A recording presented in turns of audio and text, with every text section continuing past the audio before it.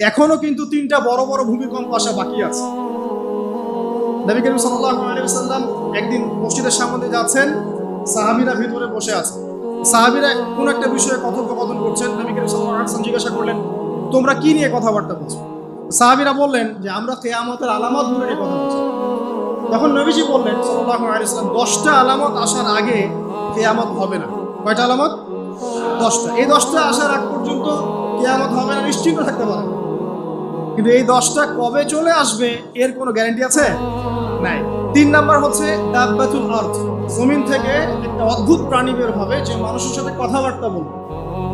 এটা হাদিসে আছে, কিন্তু তা আমরা এখন নিঃসন্দেহে 90% মানুষ বিশ্বাস করবে না।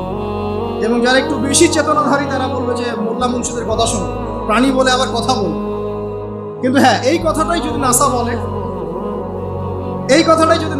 যে হ্যাঁ একটা প্রাণী আছে পৃথিবীর গভীরে, সে অচিরেই বের হবে এবং কথা বলবে, দেখবেন সবাই বিশ্বাস করছে।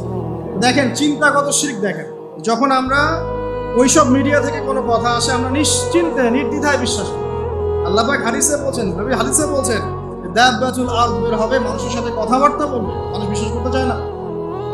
আর কি? ধোঁয়া। এই ধোঁয়ায় আকাশ ছেয়ে যাবে, ধোঁয়া দিয়ে আকাশ ছেয়ে যাবে। এবং এত বড় ধোঁয়া বিশ্ববাসী কখনো দেখে নাই। এখন অনেকে বলছেন, এখনকার আধুনিক স্কলার যারা, অনেক স্কলারের এটা মত, এটা কিন্তু হাদিসে নাই, তাদের মত